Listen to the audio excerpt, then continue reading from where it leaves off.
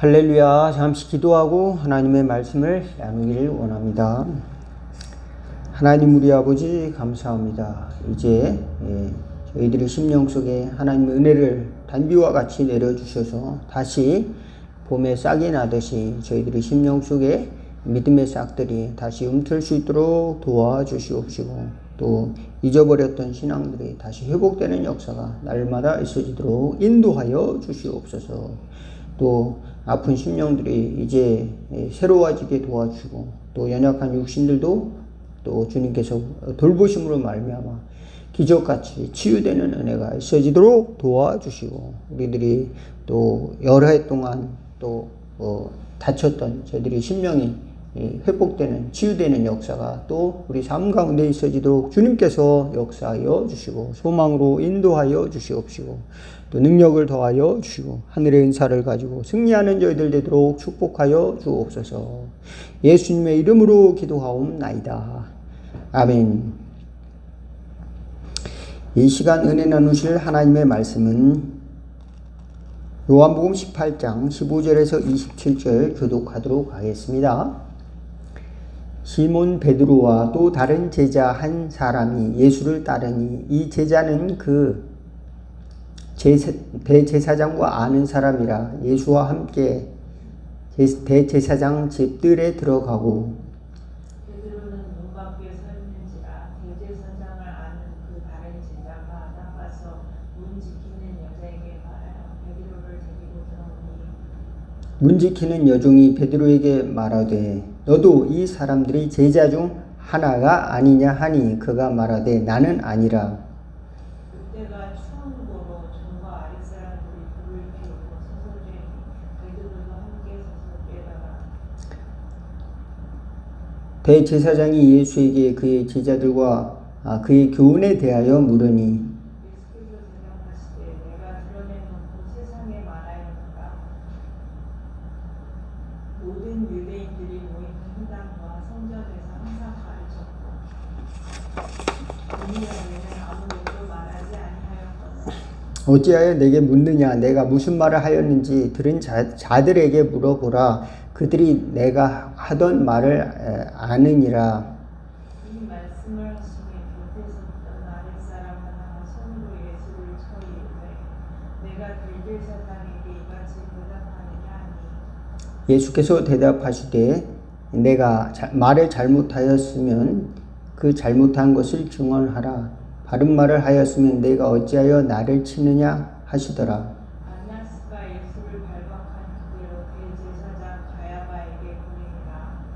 시몬 베드로가 서서 불을 쬐더니 사람들이 묻되 너도 그 제자 중 하나가 아니냐? 베드로가 부인하여 이르되 나는 아니라 하니, 대제사장의 중 하나는 베드로에게 귀를 살린 사람의 친척이라 이르되 내가 그 사람과 함께 동산에 있는 것을 내가 보지 아니하였느냐. 이에 베드로가 또 부인하니 곧 닭이 울더라. 아멘. 여기까지만 보도록 하겠습니다.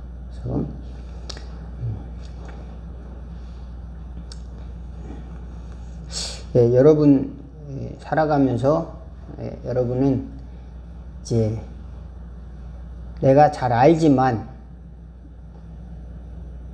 내가 살아가면서 손해가 될 것 같아서 가까이 하지 않는 사람도 있지 않습니까?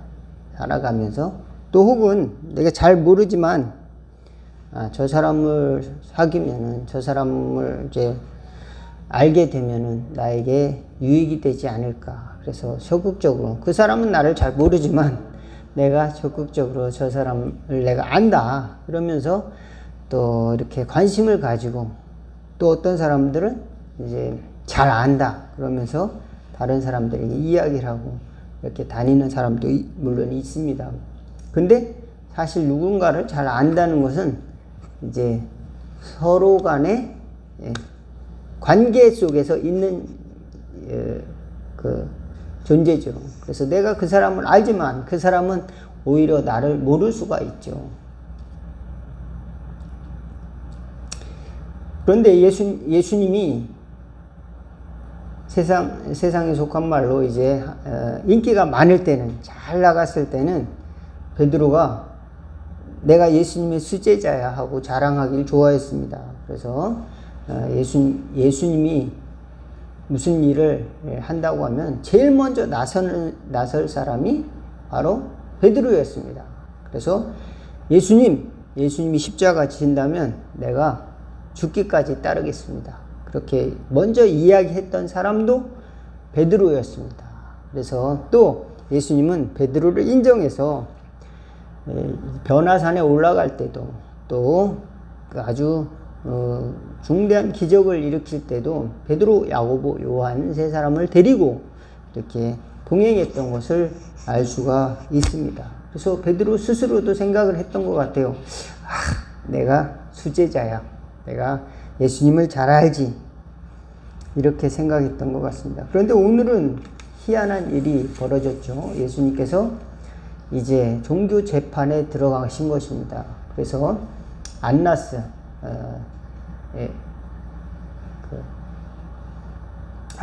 제사장에게 이제 들어가서 이제 그 뜰에서 재판을 받게 되는 겁니다. 변호사가 없이 거기서 이제 신문을 당하게 되는 것이죠.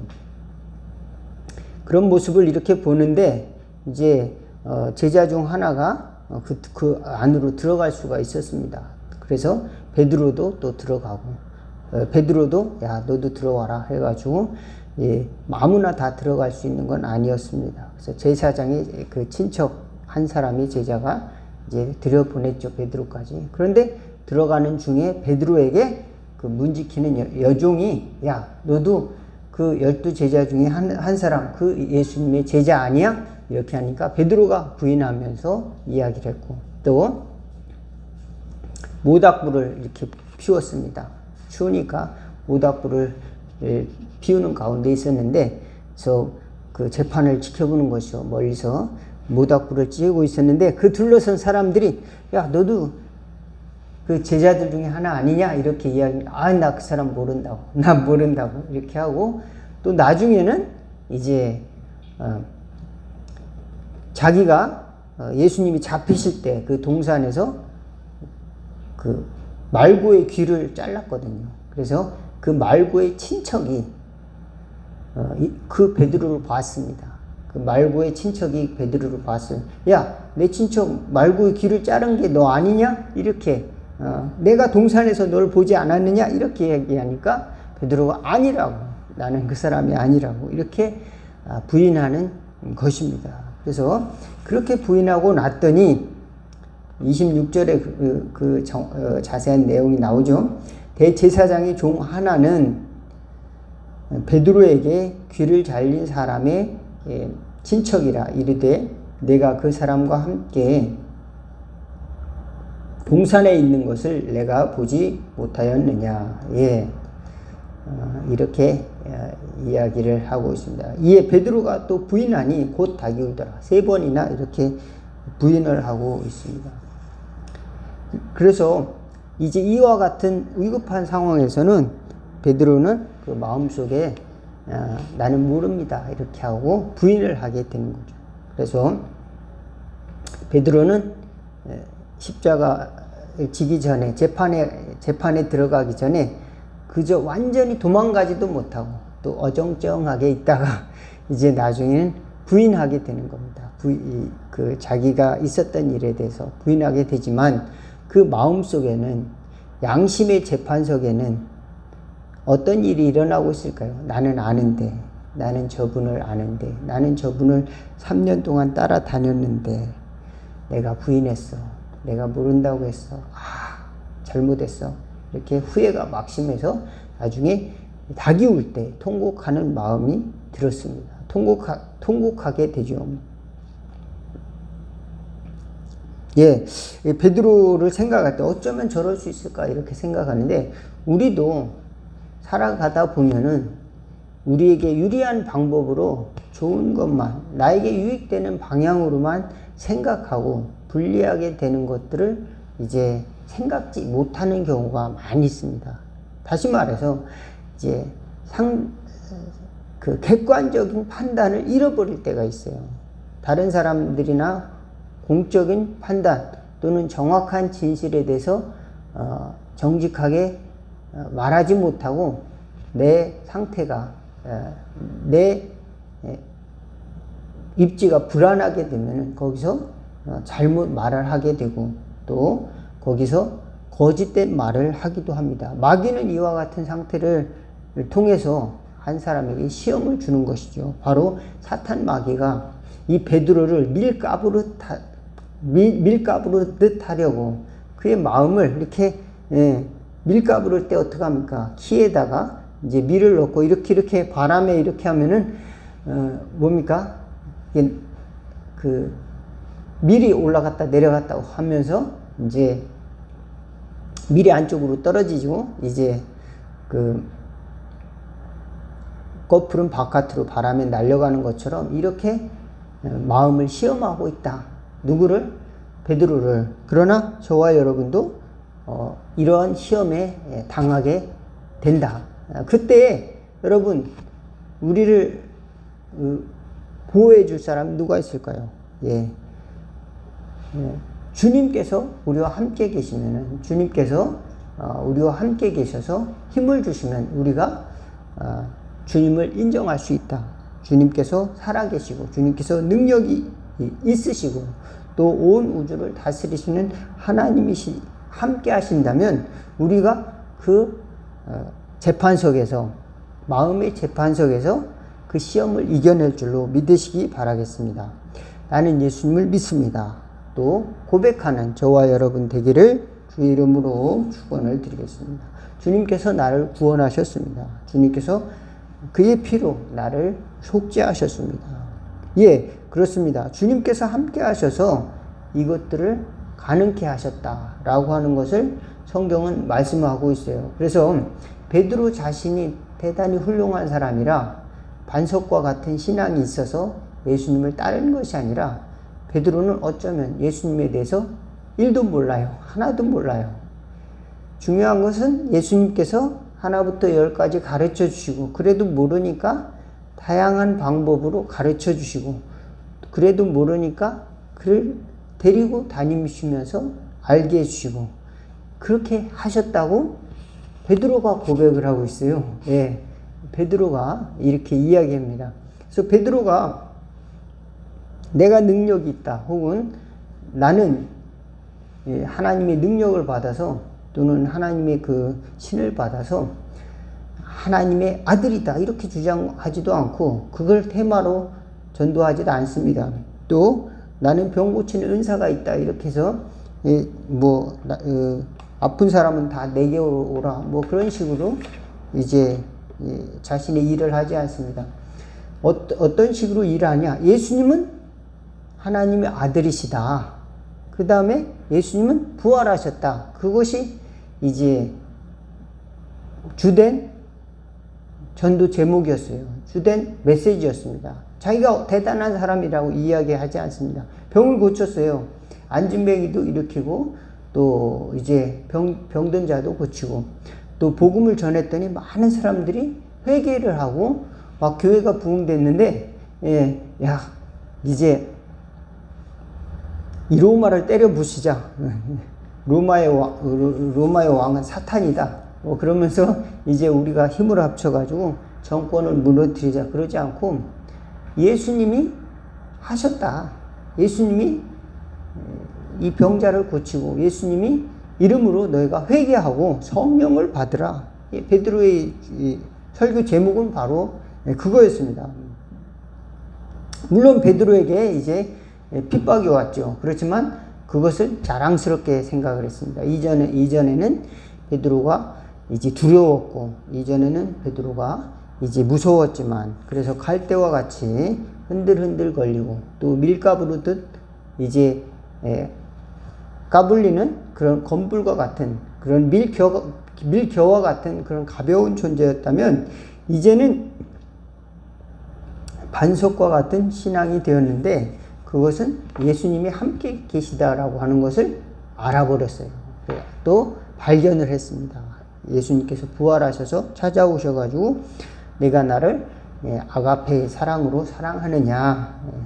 그렇게 이야기하니까 이제 베드로가 나는 주님을 우정으로서 사랑합니다. 모든 것을 아시오매 내가 주님을 사랑하는 줄을 주께서 아시나이다. 이렇게 이야기를 했죠. 그러니까 내가 나를 사랑하느냐 3번 예수님께서 이야기했는데 베드로는 이제 주님께서 아십니다. 이렇게 고백을 합니다. 그래서 우리는 천국에 갔을 때 예수님 내가 주님을 잘 알잖아요. 주님의 이름으로 귀신을 내쫓고 주님의 이름으로 이제 전도도 하고 주님의 이름으로 목사도 하고 장로도 하고 권사도 하고 주님의 이름으로 기도도 하고 또 사람들 앞에서 자랑도 하고 하지 않았습니까? 이렇다고 해서 우리 주님이 야 그래 너는 내가 잘 알지 이렇게 하는 것이 아니라고 하는 겁니다. 주님이 어떤 사람에게는 나는 너를 몰라 하는 사람도 있다는 겁니다. 그러면 예수님이 우리를 알아주셔야 된다. 예수님이 우리를 알아주시는 방법은 무엇일까? 우리와 예수님이 함께 하셔야 가능하다. 우리의 마음속에 야 너는 잘못이 없어 라고 해주셔야 우리가 하나님 앞에서 심판을 이긴다. 믿으시기를 바라겠습니다. 예수님께서 나는 몰라. 그러면 우리가 하나님의 심판대에 설 수가 없어요. 그래서 예수님께서 부활하신 다음에 야 너 왜 나를 모른다고 그랬어? 너는 이제 내 제자가 아니야. 이렇게 할 수도 있잖아요. 베드로한테. 그렇지 않고 야 괜찮아. 나를 사랑하냐? 그러면은 내 어린 양을 먹여라. 이렇게 말씀을 하고 있는 것이죠. 그때 이제 베드로는 이게 나를 용서해 주셨구나. 주님께서 나와 함께 하시는구나. 이것을 알 수가 있었다라고 알 수가 있습니다. 그렇습니다. 우리가 하나님 앞에 갈 때 주님이 나를 아셔야 돼요. 내가 주님을 안다고. 내가 예수님을 안다.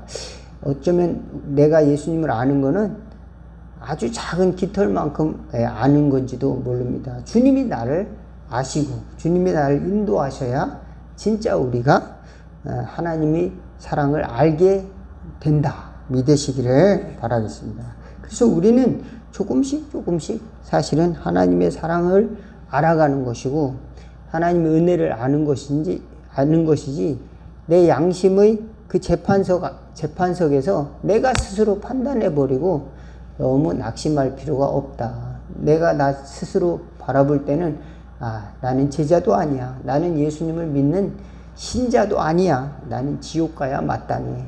이렇게 생각할 수도 있지만은 그것 때문에 우리 신앙이 파괴되는 것은 아니다. 왜 그럴까요?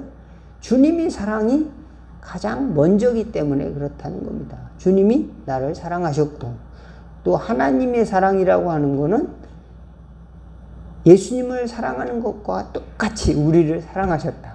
만약에 예수님을 사랑하는 것보다 적게 사랑하셨다면은 그러면은 야 그냥 내가 네가 원하는 거 그냥 줄게. 네가 원하는 게 뭐야? 돈이 필요하면 돈을 줄게. 집이 필요하면 집을 줄게. 그런 게 낫죠. 네가 원하는 게 뭐야? 그걸 줄게. 내 아들은 안 줘. 왜 내 아들을 죽이면서까지 너를 사랑할 이유가 뭐가 있어? 하나님은 그렇게 이야기하실 것 같아. 네? 그렇지 않습니까? 우리를 사랑하시는 방법이 왜 자기 하나뿐이 없는 아들의 생명을 주기까지 사랑하셨다면은 자기 아들과 같은 만큼 우리를 사랑하신 것이다. 믿으시기를 바라겠습니다.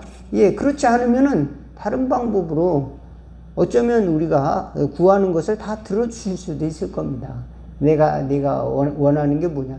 취직 시켜주세요. 그러면 들어주고 또 로또 맞게 해주세요. 그러면 들어주고 다. 어쩌면 우리가 이 어린아이처럼 기도하는 것을 그냥 그걸 다 들어주게. 그런데 내 아들은 안 줄 거야. 내 아들의 생명은 왜 줘? 너한테. 하나님이 그렇게 이야기하실 것 같아요. 그런데 하나님이 우리를 사랑하시는 방법은 그 아들을 우리에게 주셨다. 그 아들의 생명을 주심으로 똑같이 우리를 사랑하신다. 그래서 우리가 가장 귀한 사랑을 받았기 때문에 그분이 그 아들이 우리에게 오셔서 괜찮아. 그리고 용서해 주시고 또 새로운 사명을 주실 수 있고 또 하나님의 자녀로 우리를 또 받아주시고 또 우리를 친구로 삼아 주신다라고 하는 사실을 생각할 때 우리가 하나님을 아는 것은 굉장히 작은 거다. 굉장히 작게 하나님을 안다고 할 수가 있습니다. 우리는 우리 편에서 하나님이 나를 버리지 않으실까? 하나님이 나를 미워하지 않으실까? 11조도 못 내고 교회도 자주 못 나가고 또 전도도 못하고 또 다른 사람처럼 그렇게 하나님의 영광을 그 간증하는 사람들처럼 상도 못하고 그랬는데 또 성공하지도 못하고 하나님이 과연 나를 사랑하실까? 이렇게 우리는 자책할 때가 있는데 주님께서 우리에게 찾아오셔서 괜찮아. 또 이렇게 말씀하시고 우리 마음속에 주님이 함께 하시면은 우리는 심판을 이긴다. 우리 마음속에서 심판을 이기고 하나님 앞에 갈 수 있다. 믿으시기를 주의 이름으로 축원을 드리겠습니다. 예수님이 찾아오셔서 우리를 용서하시는 것을 또 기다리고 또 주님의 사랑을 변치 않는 믿음을 가지고 또 품고 있다면은 우리는 우리 스스로 낙심하고 또 정죄할 필요도 없다. 주님께서 아십니다. 주님께서 함께 하십니다. 어쩌면 베드로가 예수님을 아는 것은 가장 작고 적은 부분이지만 예수님은 베드로의 모든 것을 알고 계시고 장래일도 알고 있었습니다. 저와 여러분이 정말로 하나님 앞에 간다면 심판 자리에 간다고 한다면은 여러분은 누구와 함께 가겠습니까? 여러분 돈을 많이 들여서 변호사를 사겠습니까? 어떤 변호사를 사겠습니까? 주님이 여러분의 가장 큰 변호사가 되어주시고 성령님이 변호사가 되어주시기를 기도하는 저와 여러분 되기를 바라겠습니다. 누군가 너를 위해 기도한다. 주님께서 베드로를 위해서 십자가를 지시면서까지 기도하고 계셨고 또 주님께서는 십자가를 지시면서도 베드로를 1도 원망하지 않으시고 또 부활하신 후에 찾아오신 것을 알 수가 있습니다. 우리 스스로 생각하기를 나는 형편없는 사람이야. 나는 자격이 없어. 이렇게 생각할진 모르지만 주님께서는 주님의 사랑이 변함이 없으시다. 가룟 유다는 예수님을 은30에 팔고 이제 목을 메어 자살했지만 이 뻔뻔한 베드로는 그냥 고기 잡으러 간다. 나는 예수님 몰라 라고 이야기했지만 주님께서는 그에게 그분을 더 자세히 알려주시고 그분은 곧 사랑의 하나님의 아들이시라는 것을 가르쳐 주셨습니다. 우리가 예수님을 따르고 나는 이렇게 잘났기 때문에 예수님의 제자야 이렇게 할 수도 있지만 우리가 아는 것은 작은 부분이고 주님이 우리를 알아주셔야 우리는 축복받은 하나님의 자녀고 하나님의 제자고 주님의 종이 되는 줄로 믿으시기를 주의 이름으로 축원을 드리겠습니다. 기도하겠습니다. 주님의 나라에 갈 때 주님이 우리를 알아주시는 그런 사람으로 살아갈 수 있도록 도와주시옵소서. 때로는 마귀에게 시험을 받으며 나는 주님에 대해서 모릅니다. 또 주님이 제자도 아닙니다. 이렇게 스스로 낙심하며 살아갈 때도 있습니다. 그렇지만 주님이 찾아오셔서 우리에게 용기를 주시고 새 힘을 부어 주시기를 원하옵나이다. 뿐만 아니라 또 주님께서 성령을 부어 주셔서 담대한 마음으로 저희들 하나님 앞에 나갈 수 있도록 또 주님의 일을 감당하는 저희들의 인생이 될 수 있도록 또 부르시는 일을 위해 일 앞에 순종함으로 나갈 수 있는 저희들 될 수 있도록 축복하여 주옵소서. 예수님의 이름으로 기도하옵나이다. 아멘. 주기도문 하겠습니다.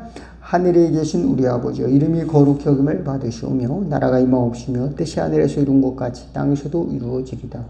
오늘날 우리에게 일용할 양식을 주옵시고 우리가 우리에게 죄진 자를 사하여 준 것 같이 우리 죄를 사하여 주옵시고 우리를 시험에 들게 하지 마옵시고 다만 악에서 구하옵소서. 대개 나라와 권세와 영광이 아버지께 영원히 있사옵나이다.